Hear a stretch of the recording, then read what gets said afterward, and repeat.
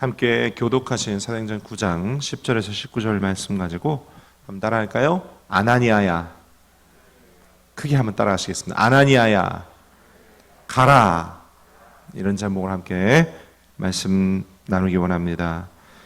본문에 우리가 함께 읽은 본문의 주인공은 누구일까요? 성령님이시고 그 성령께서 아나니아를 쓰신 장면입니다.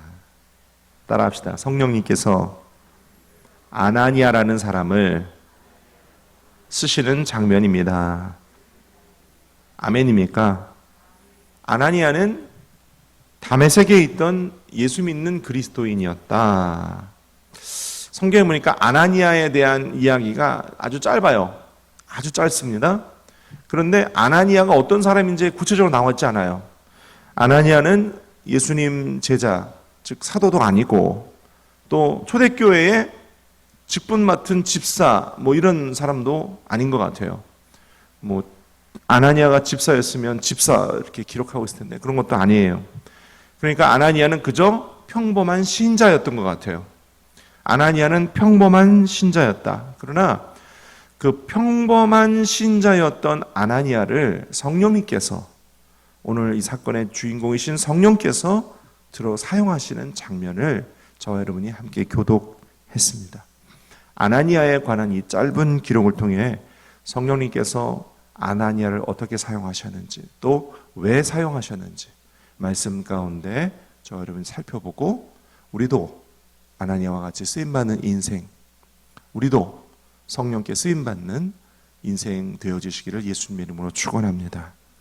아나니아는 어떤 사람이었을까요? 첫째로 아나니아는 성령과 깊은 교제를 하던 사람이다. 10절에서 14절까지를 제가 읽어드릴게요. 그때에 다메섹에 아나니아라 하는 제자가 있더니 주께서 환상 중에 불러 이르십니다.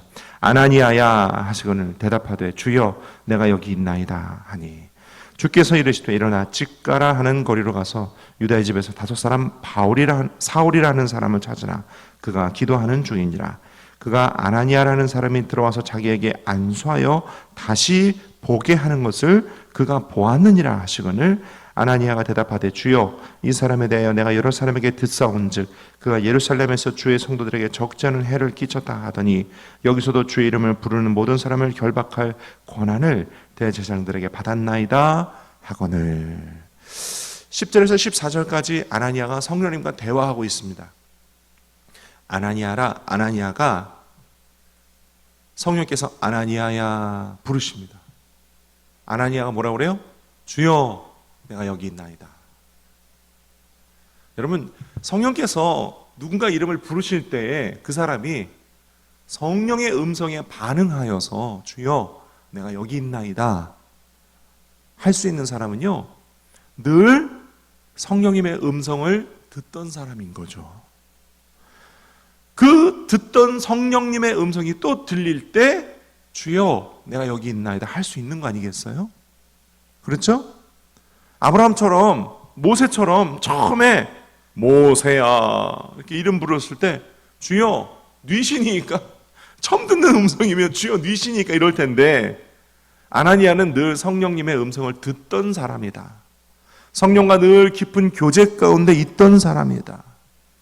그러니 주여 내가 여기 있나이다 이렇게 할 수 있었고, 성령께서도 아주 구체적으로 일어나 직가라고 하는 동네에 가서 유다라는 사람의 집에 있는 사울이라고 하는 사람을 찾아가서 그에게 안수하고 그 눈을 띄워줘라, 이렇게 아주 구체적으로 성령께서 말씀하시는 내용을 들을 수 있는 사람, 성령과 늘 교통하던 사람, 성령님과 늘 함께 했던 사람이었다. 하나님은 그렇게 성령과 늘 동행하는 사람을 아름답게 들어 사용하시는 줄 믿습니다. 오늘 저와 여러분들도 성령과 늘 깊은 교제, 깊은 대화 가운데 있는 복이 있는 성도들 되시기를 축원합니다.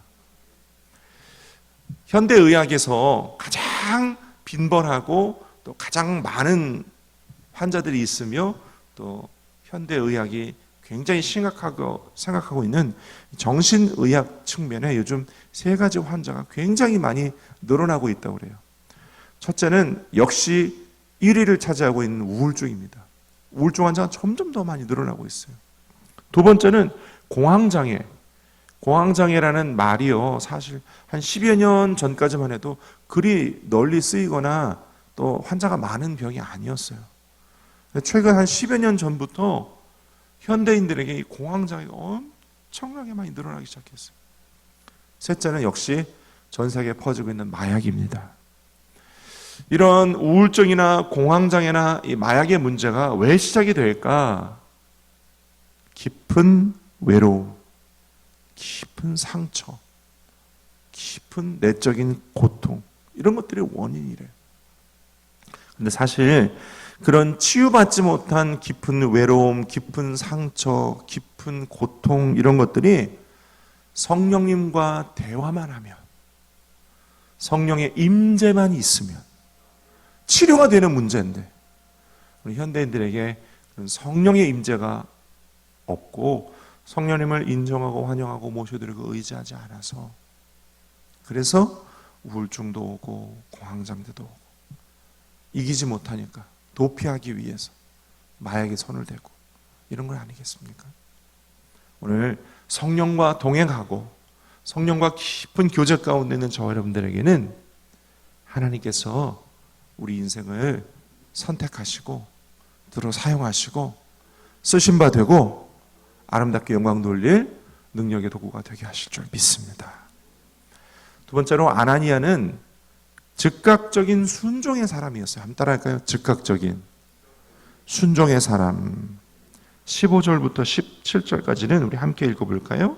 15절부터 17절 시작. 주께서 이르시되 가라. 이 사람은 내 이름을 이방인과 임금들과 이스라엘 자손들에게 전하기 위하여 택한 나의 그릇이라. 그가 내 이름을 위하여 얼마나 고난을 받아야 할 것을 내가 그에게 보이리라 하시니, 아나니아가 떠나 그 집에 들어가서 그에게 안수하여 이르되, 형제 사울아, 주 곧 내가 오는 길에서 나타나셨던 예수께서 나를 보내어 너로 다시 보게 하시고 성령으로 충만하게 하신다 하니. 그랬어요. 15절에 보니까 성령께서 아나니아에게 명령하십니다. 가라. 그랬더니 17절 보니까 아나니아가 떠나 그 집에 들어가서 사울에게 안수합니다. 저를 보세요. 그 앞에 성령과 아나니아와의 대화를 보면, 아나니아야, 집가라는 동네에 가서 유다의 집에 있는 사울이라는 사람에게 안수하여 그의 눈을 띄워줘라. 아나니아가 얘기합니다. 주여, 내가 들으니 그 사람은 우리에게는 굉장히 위험한 사람입니다. 그는 예수 믿는 사람을 여전히 대제사장들로부터 권한을 위임받아 예수 믿는 사람들을 잡아 옥에 가두는 권한을 가진 사람입니다. 내가 어떻게 그 사람에게 갑니까? 저 그 사람에게 갔다가 저도 잡혀 죽을지도 모릅니다. 사실 위험한 사람이죠. 아나니아에게는 두려움의 대상입니다. 근데 성령께서 그에게 가라 하십니다. 그랬더니 아나니아가 어떻게 해요? 17절, 그에게 가서 안수합니다. 아나니아는요, 위험한 줄 알았어요. 그에게 가면 자칫 잘못하면 붙잡혀 죽을 수 있다는 것도 알았어요. 하지만 아나니아는 순종했습니다. 할렐루야. 아나니아는 순종했어요. 순종할 수밖에 없는 이유도 말씀하셨죠. 아나니아야, 이 사람은 내 이름을, 하나님의 이름을, 영광스러운 그리스도의 이름을 세상과 임금들과 이스라엘 자손들에게 전하기 위하여 택한 나의 그릇이다. 이렇게 말씀해 주시기도 하죠.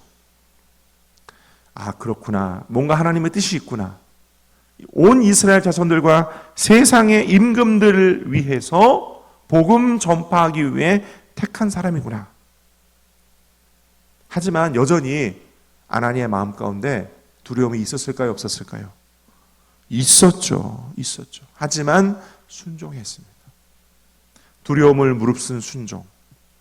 두려움을 이긴 순종, 그 아나니아의 순종을 통해 하나님께서 아나니아의 안수를 통하여 사울의 눈이 비늘 같은 것이 벗어지고 바울이 되게 하시는 위대한 하나님의 복음 전도자를 한 사람 세우게 하시는데 쓰임받는 아나니아가 된 것입니다.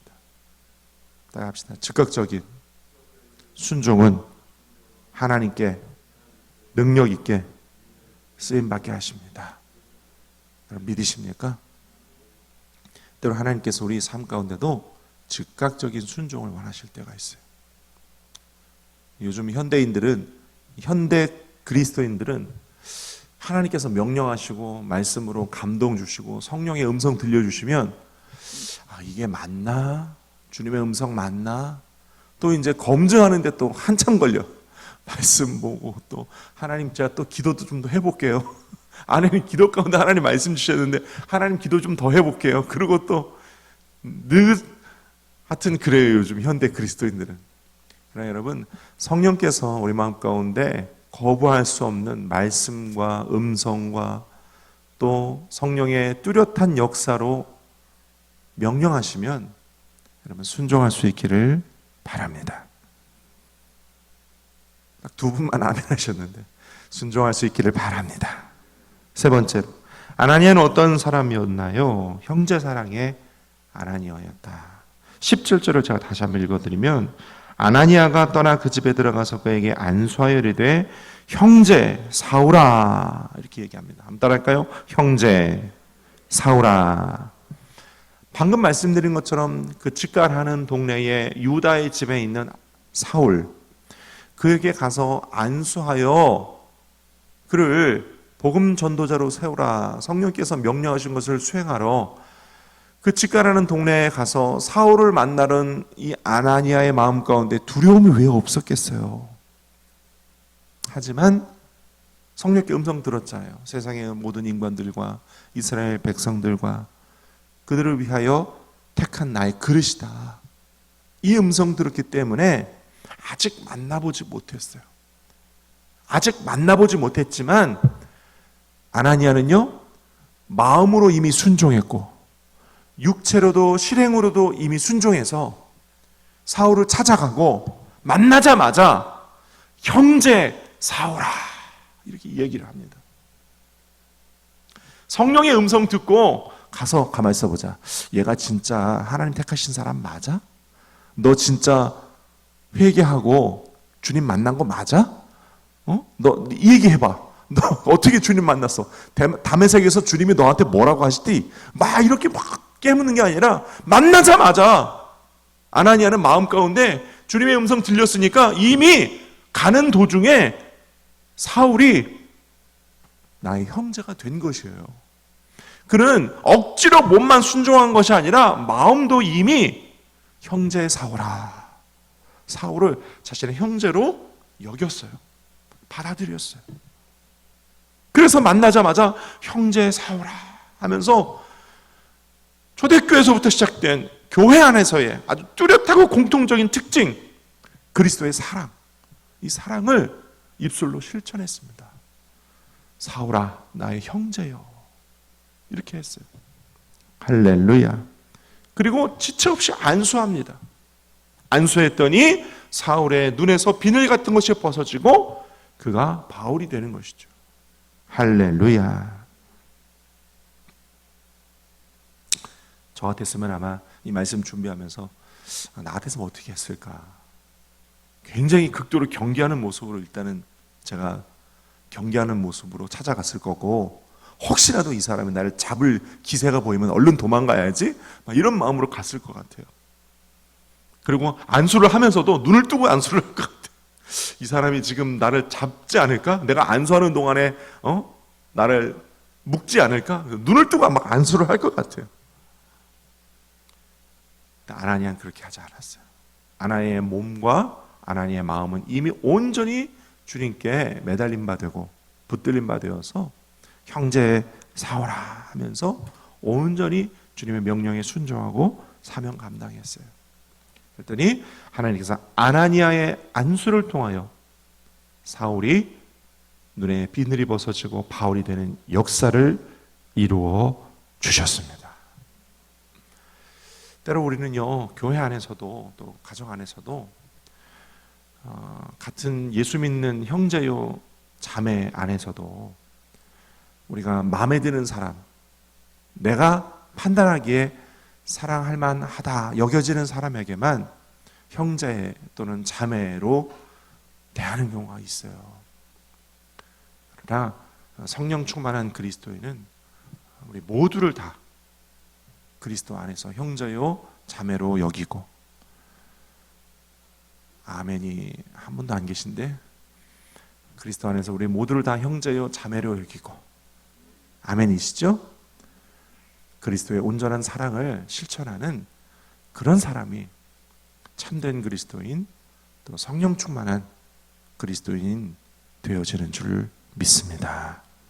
말씀 맺기 원합니다. 아나니아는요, 성령과 깊은 교제가 있었던 사람이고, 또 즉각적인 순종으로 나아갔던 사람이고, 예수 그리스도의 사랑, 형제애를 실천했습니다.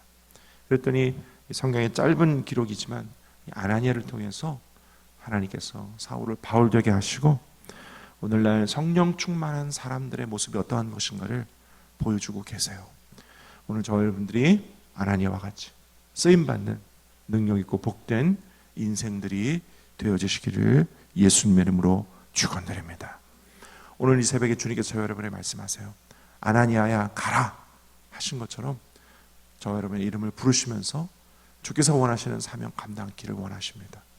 순종함으로, 그리스도의 사랑으로 오늘도 승리하시기를 축원드립니다. 기도하겠습니다. 아버지 하나님,